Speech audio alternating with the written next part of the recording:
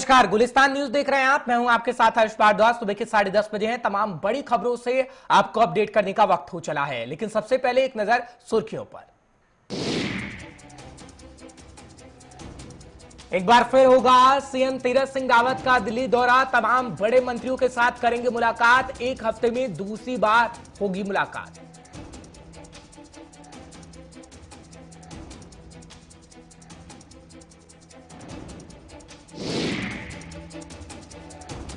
मुख्यमंत्री तीरथ सिंह रावत हल्द्वानी पहुंचे। दिवंगत नेता इंदिरा हृदयेश के पार्थिव शरीर को श्रद्धांजलि दी गई।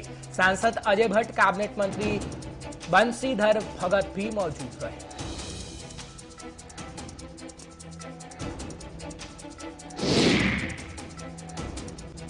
और उत्तराखंड में भारी बारिश का अलर्ट जारी। पिथौरागढ़, बागेश्वर, पौड़ी, रुद्रप्रयाग, देहरादून, नैनीताल में अलर्ट।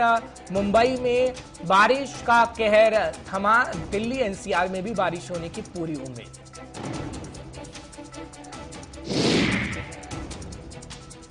तो चलिए फटाफट से आपको खबरों से अपडेट करते हैं। सबसे पहले बात उत्तराखंड के सीएम तीरथ सिंह रावत की कर लेते हैं, क्योंकि बड़ी जानकारी मिल रही है। सीएम तीरथ सिंह रावत एक बार फिर दिल्ली दौरा कर रहे हैं, क्योंकि पहले भी दिल्ली का दौरा हो चुका है और ये कहा जा रहा है कि इस मुलाकात में राष्ट्रपति से भी मुलाकात की जाएगी, कई मंत्रियों से बातचीत की जाएगी।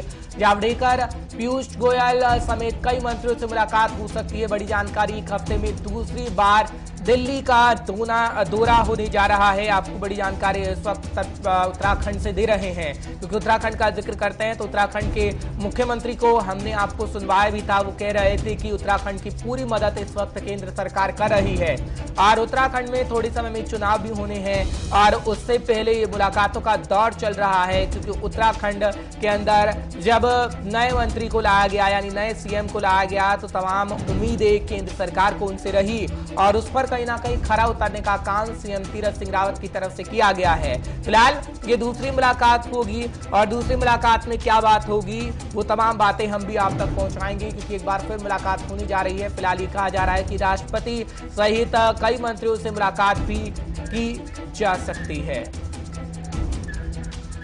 फोन लाइन पर इस वक्त हमारे सीनियर साथी निशांत राय जुड़ रहे हैं। तमाम जानकारी आप तक पहुंचाने की पूरी कोशिश करेंगे। निशांत, जानकारी दीजिएगा, क्योंकि उत्तराखंड के सीएम की एक बार फिर दिल्ली में कई बड़े मंत्रियों के साथ मुलाकात होने जा रही है। इसे चुनाव से जोड़कर देखा जाए, क्योंकि कुछ ही समय में चुनाव होने हैं।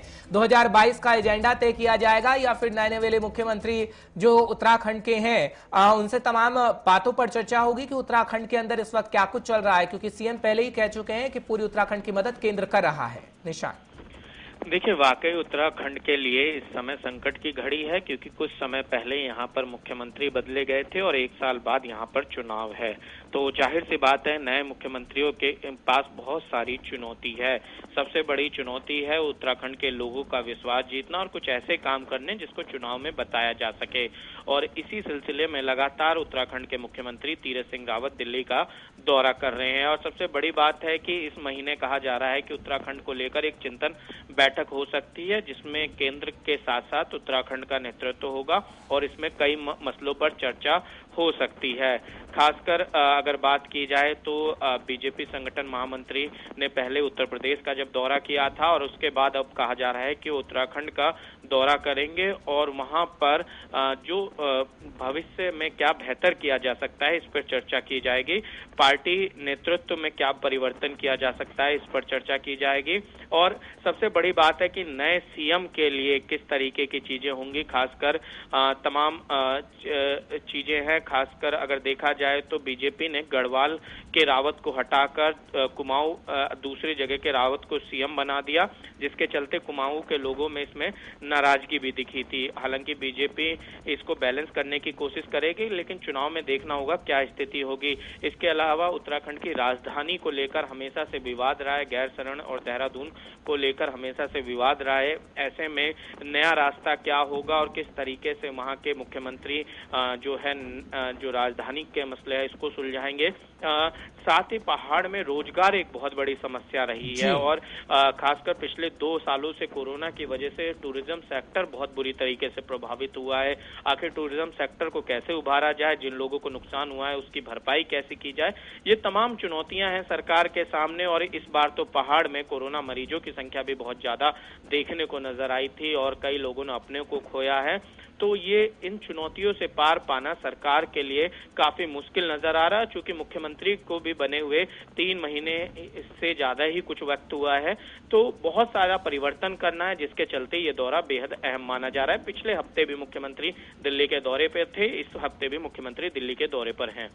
बिल्कुल निशांत, एक सवाल का और जवाब दीजिएगा। जो अधिकारियों की नाराजगी की बात आप कह रहे थे और जिस आधार पर यह कहा जा रहा है कि पूर्व मुख्यमंत्री तीरथ सिंह रावत, माफ करिएगा, त्रिवेंद्र सिंह रावत को हटाया गया, उसके बाद तीरथ सिंह रावत को लाया गया है, तो क्या अब उन अधिकारियों की नाराजगी दूर हो पाई होगी? क्योंकि तैयारियां पूरी की गई हैं और जो प्रधानमंत्री नरेंद्र मोदी से मुलाकात की गई है पिछले दिनों, उसमें भी कई कयास लगाए जा रहे हैं कि तमाम बातों को लेकर चर्चा हुई है, क्योंकि पीएम मोदी से मुलाकात कई कयासों को जन्म भी देती है। निशान, देखिए, वाकई पीएम मोदी से मुलाकात कई कयासों को जन्म भी देती हैं और जाहिर सी बात है, चूंकि पीएम बीजेपी के शीर्ष नेतृत्व के सबसे बड़ी धुरी हैं। चाहे मुख्यमंत्री योगी आदित्यनाथ उत्तर प्रदेश की बात करें, जब वो उनसे मिलके गए चीजें ठीक होने लगी उत्तर प्रदेश में। अब मुख्यमंत्री तीरथ सिंह रावत को मिलना है, तो जाहिर सी बात है तीरथ सिंह रावत को जो दिशा निर्देश दिए जाएंगे उसी आधार पर पार्टी अब उत्तराखंड में काम करेगी। और सबसे बड़ी बात है, पूरे देश में अगर बात की जाए तो बीजेपी के पास एक बड़ा चेहरा नरेंद्र मोदी है। चाहे विधानसभा चुनाव हो चाहे लोकसभा चुनाव हो, बीजेपी उस चेहरे को बुलाने से नहीं चूकती है। तो जाहिर सी बात है कि जो प्रधानमंत्री चाहेंगे उत्तराखंड में लगभग सारी चीजें उसी हिसाब से चलेंगी। बहुत बहुत शुक्रिया निशांत, तमाम जानकारी पहुंचाने के लिए, बताने के लिए दर्शकों को कि आखिर क्या स्थिति उत्तराखंड की रहने वाली होगी।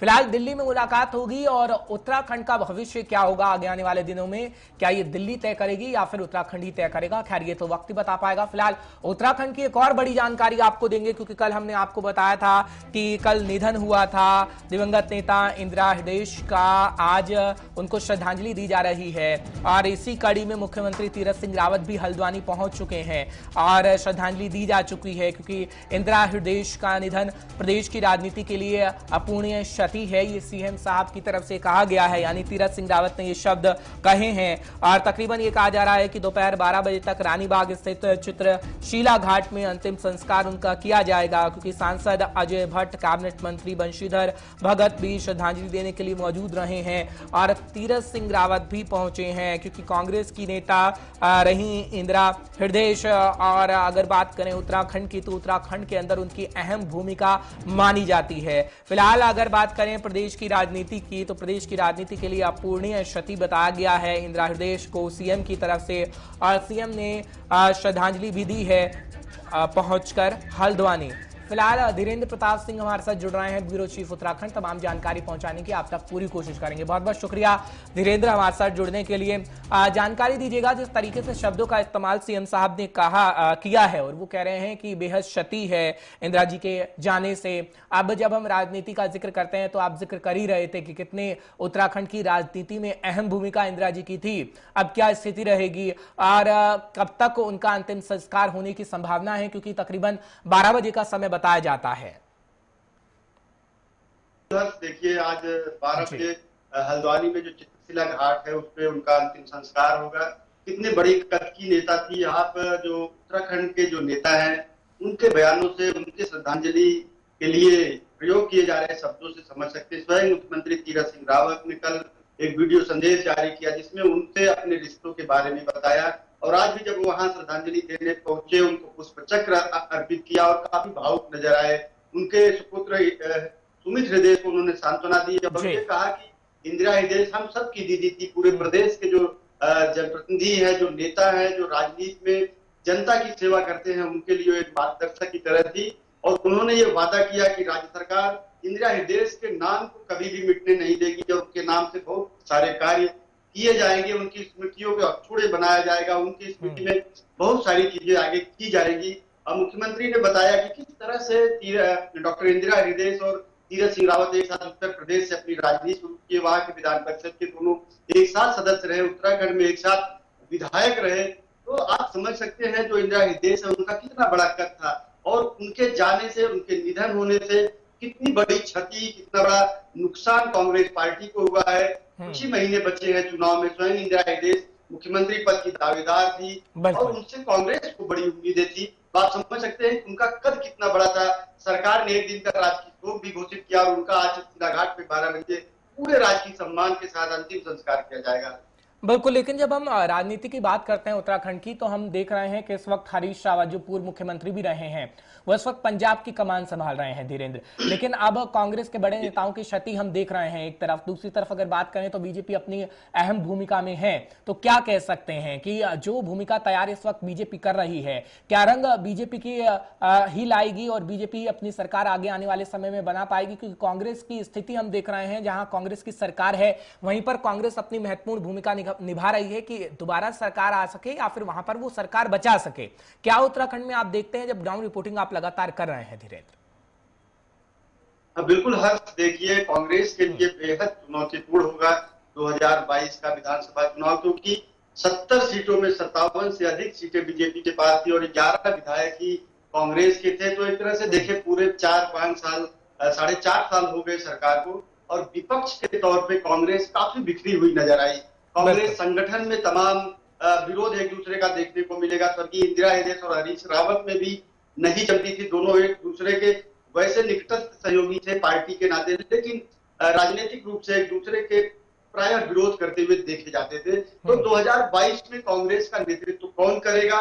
पूर्व मुख्यमंत्री हरीश रावत लगातार ये मांग कर रहे हैं कि कांग्रेस सीएम का चेहरा घोषित करे, लेकिन जो दूसरे बड़े नेता है प्रदेश के, प्रदेश अध्यक्ष है उत्तराखंड प्रदेश कांग्रेस कमेटी के प्रीतम सिंह, वो इसका विरोध करते हैं। वो कहते हैं कि सामूहिक नेतृत्व में चुनाव लड़ा जाएगा।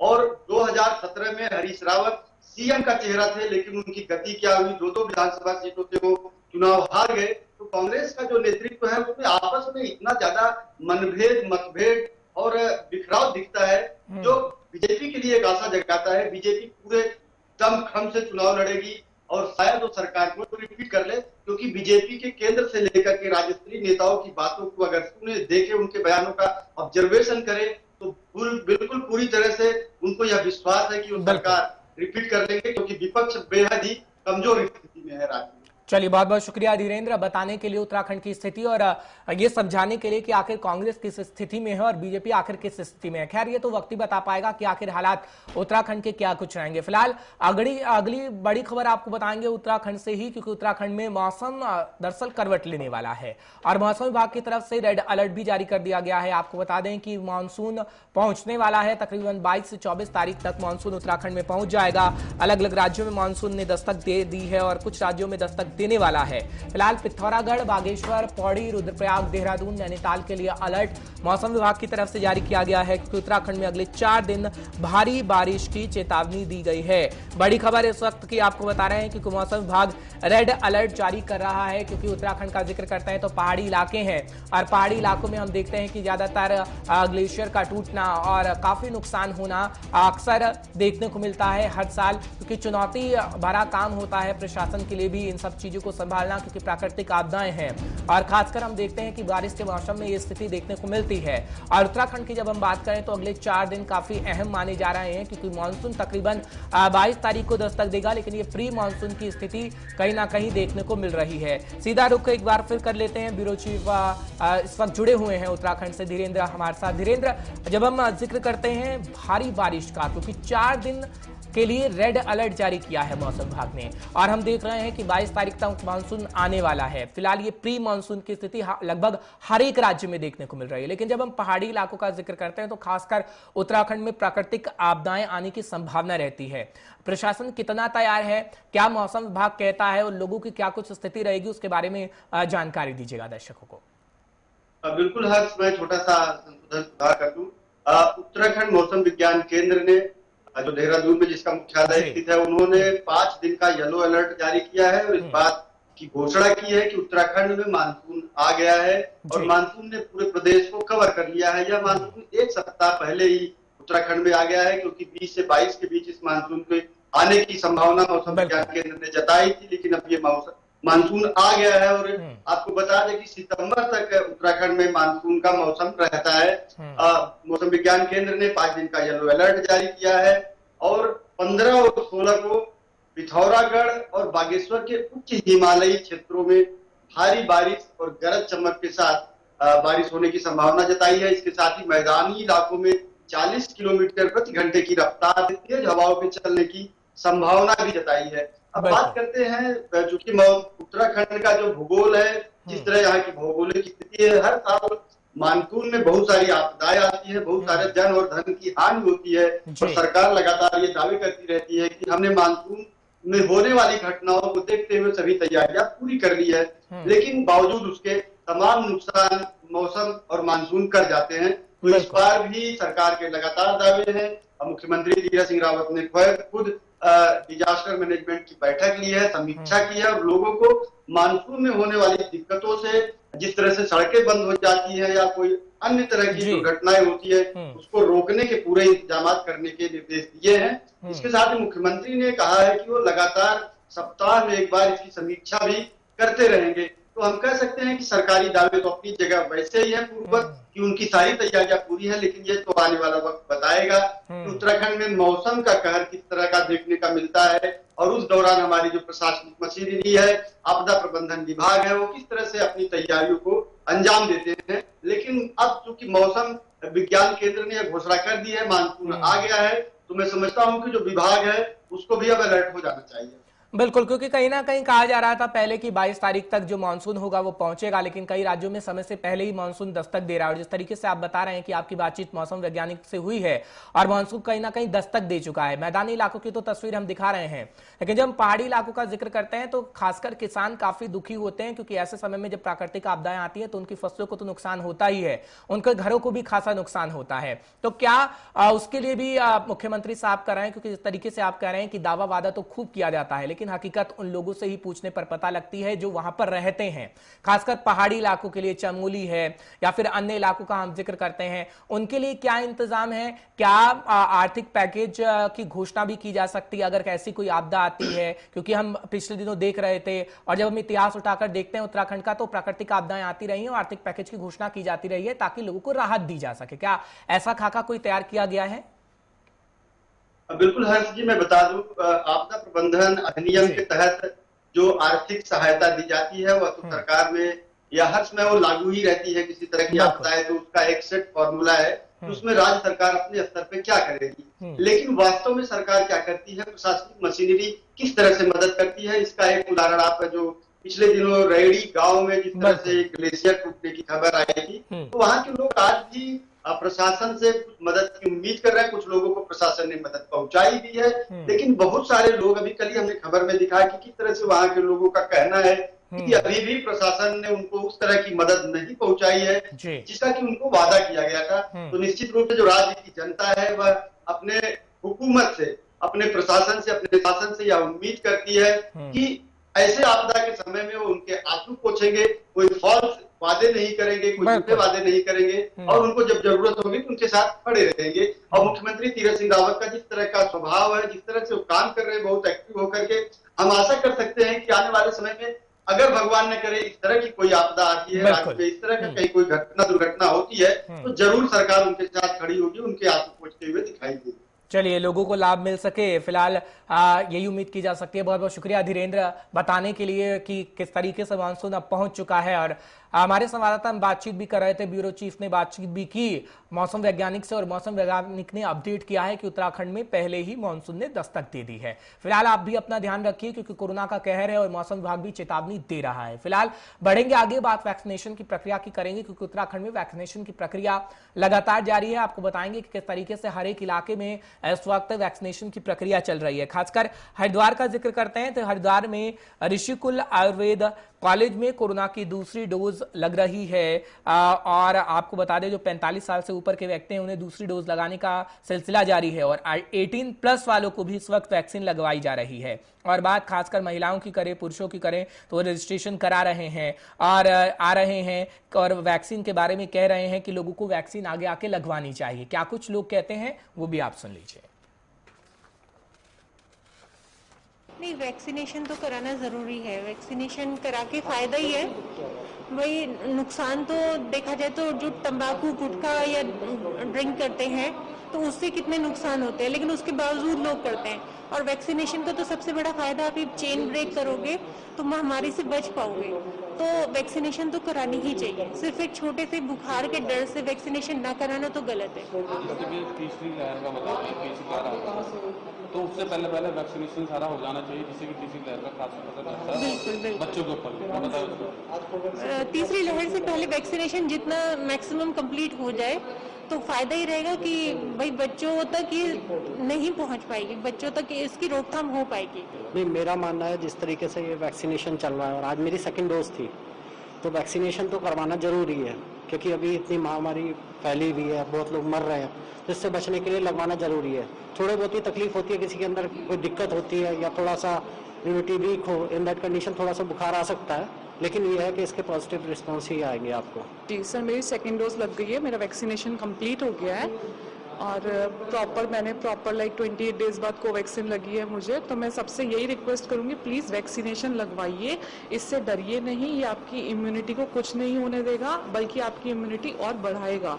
आप देख रहे हैं कि कितना ज़्यादा हमारे देश में कोविड की वजह से प्रॉब्लम्स हो रही हैं, तो प्लीज़ वैक्सीनेशन से डरिए नहीं। फर्स्ट डोज के बाद मुझे कुछ भी नहीं हुआ था, मैं बिल्कुल ठीक थी। थोड़ा बहुत बॉडी पेन, देखिए हमें हल्का बहुत, कोई भी आप इंजेक्शन लगवाओ, कुछ भी लगवाओ, प्रॉब्लम्स होती हैं, लेकिन मैं बिल्कुल ठीक थी, मुझे कोई भी प्रॉब्लम नहीं हुई है। होपफुली सेकेंड डोज में भी कोई भी प्रॉब्लम नहीं होगी। मेरे घर में सबको वैक्सीनेशन लग चुका है, तो मैं यही रिक्वेस्ट करूंगी, घर में छोटे बच्चे भी हैं, बुजुर्ग भी हैं, उनका भी ध्यान रखिए, प्लीज़ वैक्सीनेशन लगवाइए। नहीं, डरना तो नहीं चाहिए, क्योंकि मतलब देश के लिए आगे लिए सही है, क्योंकि इम्यूनिटी बनेगी फिर तब सही रहेगा आगे। बीमारी लगभग दिल से खत्म नहीं होती है, तीसरी लहर भी बताया जा रहा है जैसे आना को, तो हमारे को वैक्सीनेशन पूरा करना है, जिससे कि इस बीमारी से हमारे या हम बच्चों को परेशानी ना हो। जी देखिए, इसमें 18+ जो 18 से 44, जब से ही माननीय प्रधानमंत्री जी ने इसकी शुरुआत की, इस जनरेशन में बहुत उत्साह था, बहुत इन्होंने वेट की, क्योंकि इनके पेरेंट्स को लग चुकी थी, इनके दादा दादी, नाना नानी, सीनियर सिटीजन में भी आते थे, उनको भी लग चुकी थी। तो ये जनरेशन बहुत समय से वेट कर रही थी। आज ऋषिकुल में भी आज 18 से 44 सेकेंड डोज का 100 लाभार्थियों को अलॉट हुआ है यहाँ पे ये स्लॉट, और सब अपनी स्लॉट बुक करके आ रहे हैं। और आपने देखा इनमें इतना उत्साह है इन लाभार्थियों में, वो कह रहे थे कि हम बहुत दिन से इंतजार कर रहे थे, आज हमारी इंतजार की घड़ी समाप्त हो गई है और हम भी इस कोरोना जैसी महामारी से सुरक्षित। चलिए बात काशीपुर की फटाफट से कर लेते हैं, क्योंकि खबर काशीपुर से है और काशीपुर में भारतीय जनता पार्टी की तरफ से लगातार सराहनीय काम किया जा रहा है। आपको बता दें कि काशीपुर राजकीय चिकित्सा में भारतीय जनता पार्टी अल्पसंख्यक मोर्चा के प्रदेश अध्यक्ष इंतजार हुसैन के नेतृत्व में राजकीय चिकित्सा परिसर स्थित ब्लड बैंक में रक्तदान शिविर का आयोजन किया गया है।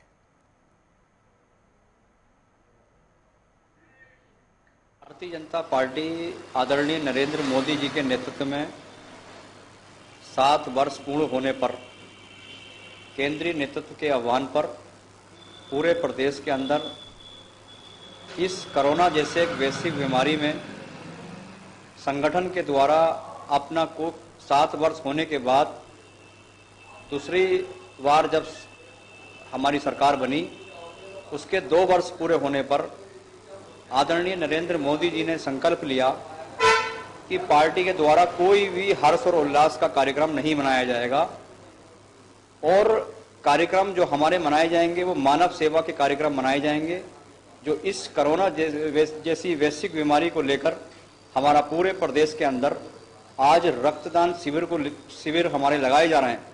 अल्पसंख्यक मोर्चा भारतीय जनता पार्टी लगातार सैनिटाइजर अभियान, भोजन वितरण, मास्क वितरण, ऑक्सीजन वितरण, इसको लेकर कोरोना वैश्विक बीमारी में पूरे लगातार जी जान से लगा रहा।